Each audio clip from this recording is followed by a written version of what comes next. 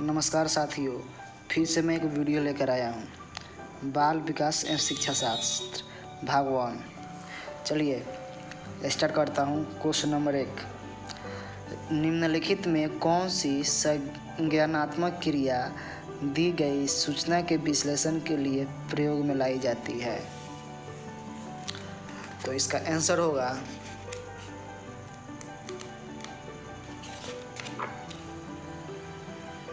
Option number 3। कौन सा answer होगा? Option number 3।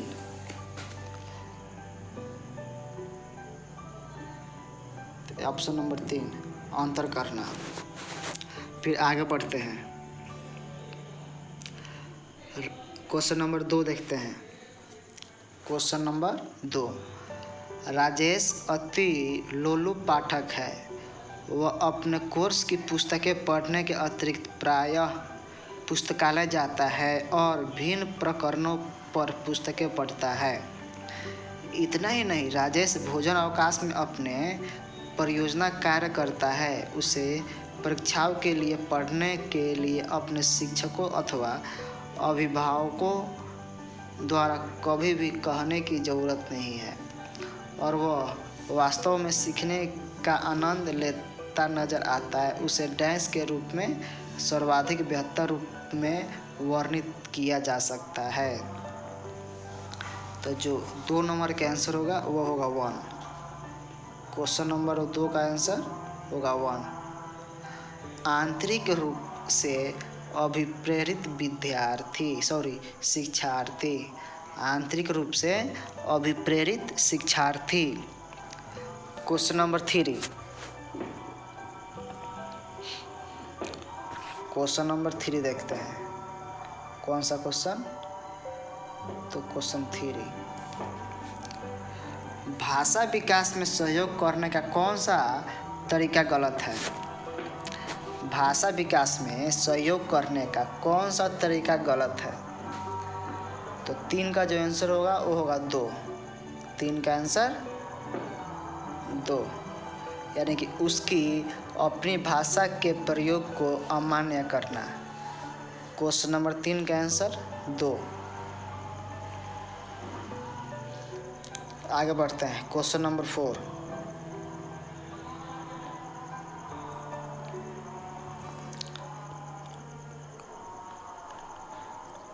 Question number 4,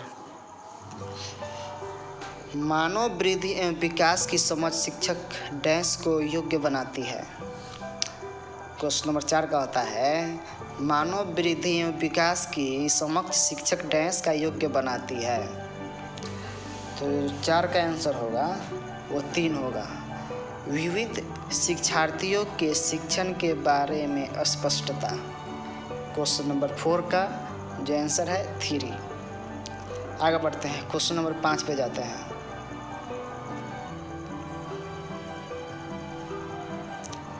question number 5,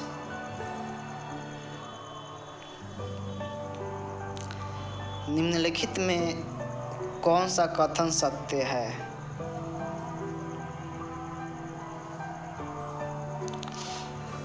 तो ऑप्शन नंबर 4, खेलना संज्ञान और सामाजिक दक्षता के लिए सार्थक, यानी जो 5 का आंसर होगा 4 होगा। 5 का ऑप्शन नंबर 4 आंसर सही होगा, ये वाला। फिर आगे बढ़ते हैं। क्वेश्चन नंबर 6 पे चलते हैं। बच्चों के विकास में आनुवंशिकता और वातावरण की भूमिका के बारे में निम्नलिखित में कौन सा सत्य है? तो 6 का आंसर जो होगा वो 2 नंबर होगा। 6 का आंसर 2 होगा।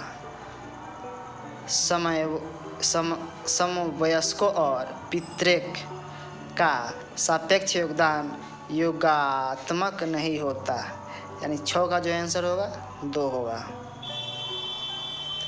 अब क्वेश्चन नंबर 7 पे चलते हैं। समाजीकरण है, समाज के मानदंडों के साथ अनुकूलन, यानी 7 का जो आंसर होगा वो होगा 4। 7 का आंसर जो है 4 होगा। अब क्वेश्चन नंबर 8 पे चलते हैं। Question number 8।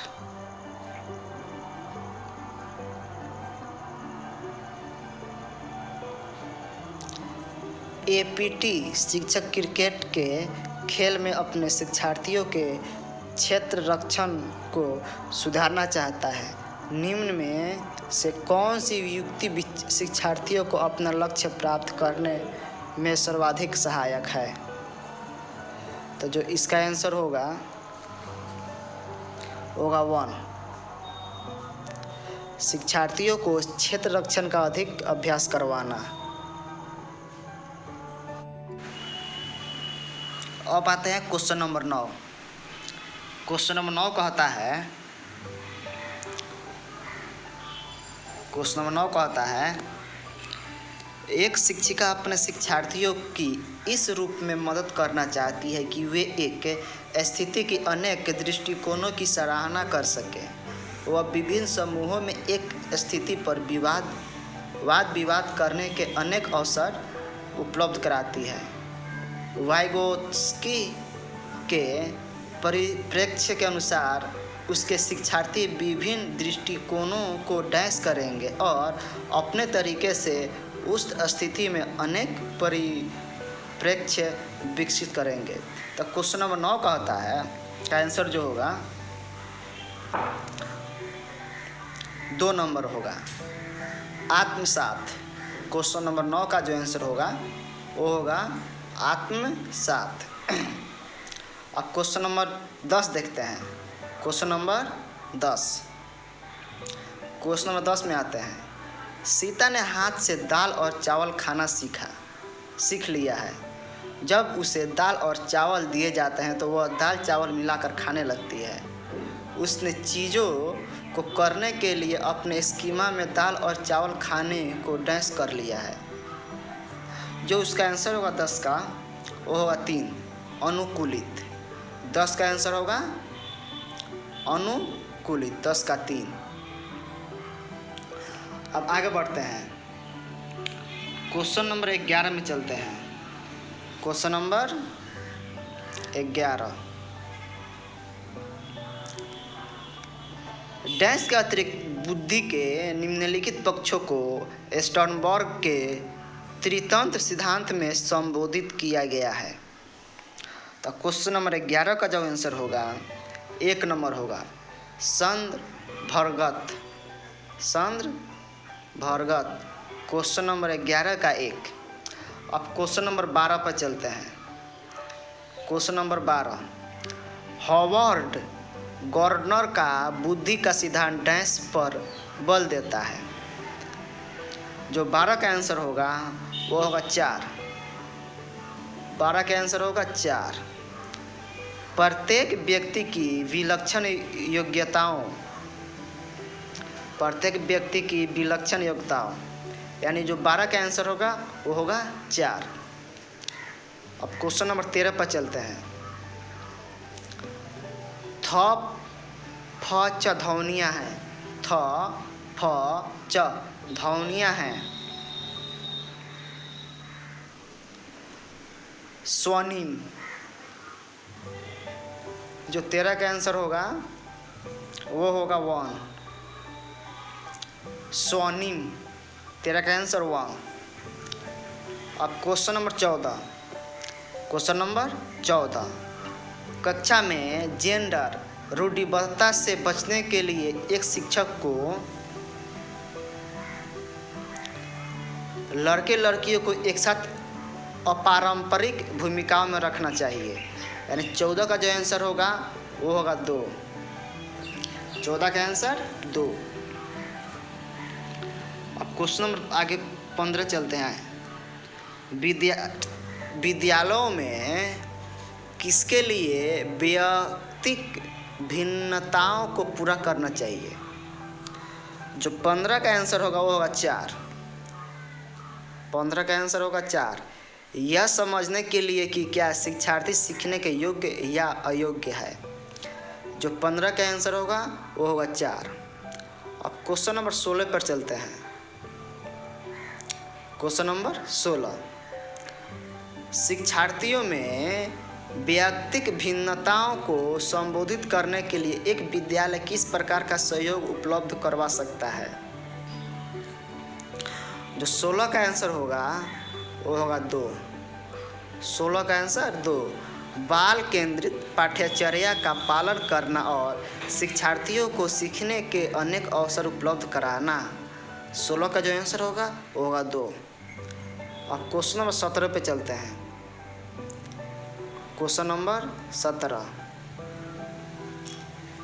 क्वेश्चन नंबर 17, सतत और व्यापक मूल्यांकन डैश पर बल देता है। जो 17 का आंसर वो होगा 3। सीखने को किस प्रकार अवलोकित, रिकॉर्ड और सुधारा जाए इस पर, यानी 17 का जो आंसर होगा वो होगा 3। अब 18 पे चलते हैं। क्वेश्चन नंबर 18, विद्यालय आधारित आकलन। विद्यालय आधारित आकलन, यानी 18 का जो आंसर होगा वो होगा 4। 18 का आंसर होगा 4। परिचित वातावरण में अधिक सीखने में सभी शिक्षार्थियों की मदद करता है। 18 का जो आंसर होगा वो होगा 4। अब 19 पे चलते हैं।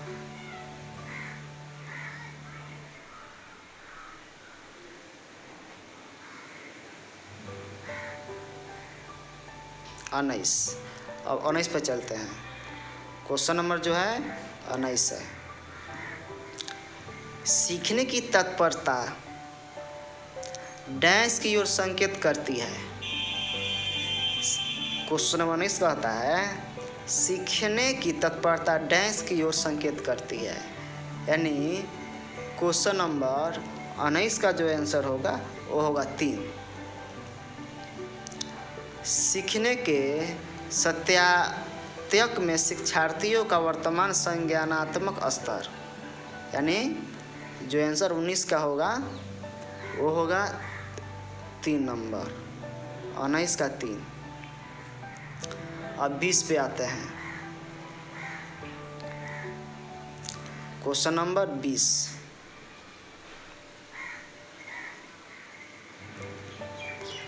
एक शिक्षिका की कक्षा में कुछ शारीरिक विकलांगता वाले बच्चे हैं। निम्नलिखित में से उसके लिए क्या कहना सबसे उचित होगा?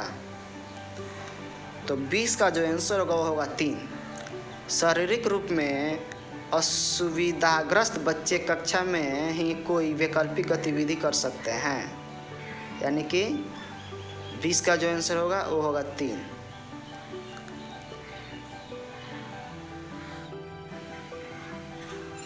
अब आगे बढ़ते हैं। क्वेश्चन नंबर 21 पे चलते हैं। क्वेश्चन नंबर 21,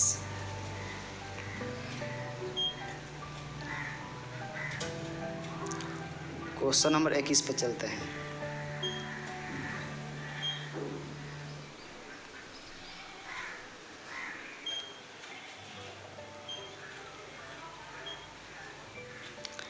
डैश के आधारित निम्नलिखित सभी के कारण अधिगम अक्षमता उत्पन्न हो सकती है। जो 21 का आंसर होगा वह होगा 1। 19 का आंसर होगा 1। सांस्कृतिक कारक। अब क्वेश्चन नंबर 22 पे चलते हैं। 22,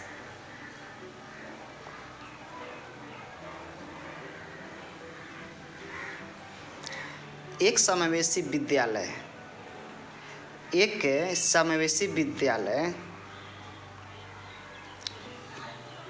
22 का जो आंसर होगा वो होगा 2। शिक्षार्थियों की क्षमता की परवाह किए बिना सभी के अधिगम परिणामों को सुधारने के लिए प्रतिबद्ध होता है। 22 का जो आंसर होगा वो होगा 2। अब क्वेश्चन नंबर 23 पे चलते हैं। क्वेश्चन नंबर 23, क्वेश्चन नंबर 23, प्रतिभाशाली शिक्षार्थी को 23 का जो आंसर होगा वो होगा 2। ऐसे सहयोग की आवश्यकता होती है जो सामान्यतः विद्यालय द्वारा उपलब्ध नहीं कराए जाते हैं, यानी 23 का आंसर होगा वो होगा 2। अब क्वेश्चन नंबर 24 पे चलते हैं। डैश के कारण प्रतिभाशालिता होती है, डैश के कारण प्रतिभाशालिता होती है। जो 24 का जो आंसर होगा वो होगा 4। 24 का आंसर 4। 2 और 3 का संयोजन, 2 और 3 का संयोजन। अब क्वेश्चन नंबर 25 पे चलते हैं।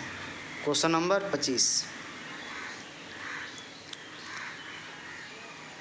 बच्चों को सीखने और सुनने के लिए अधिगम योग्य वातावरण के लिए निम्नलिखित में से कौन उपयुक्त है? जो 25 का आंसर होगा वो होगा 1। 25 का आंसर होगा 1। शिक्षार्थियों को यह छूट देना कि क्या सीखना है और कैसे सीखना है। 25 का जो आंसर है वो होगा 1। अब क्वेश्चन नंबर 26 पे चलते हैं। क्वेश्चन नंबर 26 का होता है,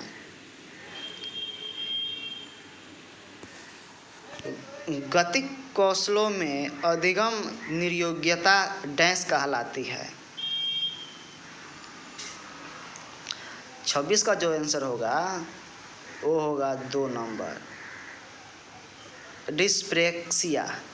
26 का जो आंसर होगा वो होगा 2, डिस्प्रेक्सिया। अब क्वेश्चन नंबर 27, अधिगम निर्योग्यता। क्वेश्चन नंबर 27 कहता है अधिगम निर्योग्यता,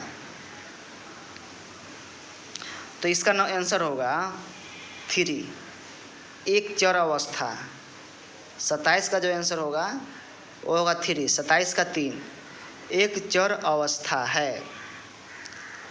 अब क्वेश्चन नंबर 28 पे चलते हैं। डैश के अतिरिक्त निम्नलिखित समस्या समाधान की प्रक्रिया के चरण हैं। क्वेश्चन नंबर 28 कहता है डैश के अतिरिक्त निम्नलिखित समस्या समाधान की प्रक्रिया के चरण हैं।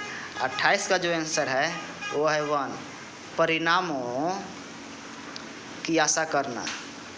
28 का आंसर जो है वह है 1, परिणामों की आशा करना। अब क्वेश्चन नंबर 29 पे चलते हैं। एक शिक्षक को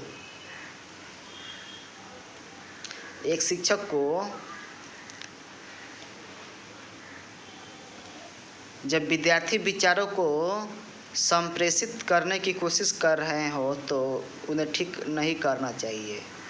जो 29 का जो आंसर है वो होगा 4। जब शिक्षार्थी विचारों को संप्रेषित करने की कोशिश कर रहे हो तो उन्हें ठीक नहीं करना चाहिए। 29 का 4। अब क्वेश्चन नंबर 30 पे चलते हैं।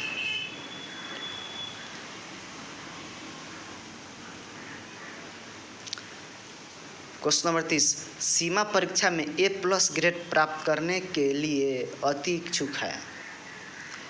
जब वह परीक्षा भवन में दाखिल होती है तथा परीक्षा प्रारंभ होती है वह अत्यधिक नर्वस हो जाती है, उसके पांव ठंडे पड़ जाते हैं, उसके हृदय की धड़कन बहुत तेज हो जाती है और वह उचित तरीके से उत्तर नहीं दे पाती। इसका मुख्य कारण हो सकता है,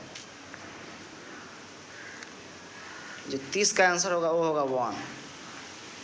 30 का आंसर होगा 1, शायद वह अकस्मात संवेगात्मक आयोग का सामना नहीं कर सकती। जो 30 का आंसर होगा वो होगा 1। और मेरा ये 30 क्वेश्चन जो है CDP का समाप्त हुआ। मैं CDP का ही क्वेश्चन देता हूँ 30-30 नंबर का।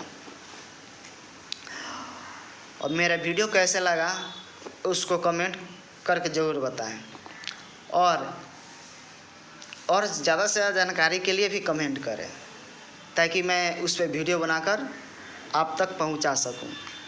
और मेरे चैनल को सब्सक्राइब करना ना भूलें और बेल घंटी भी दबा दें ताकि जब भी मैं वीडियो डालूं वो आप तक पहुंचे और आपको जानकारी भी मिले। और कोई भी सीटेट का चैप्टर पढ़ना चाहते हैं उसके लिए भी कमेंट करें। मेरा वीडियो आपको कैसा लगा लाइक ज़रूर करें। धन्यवाद। जय हिंद, जय भारत।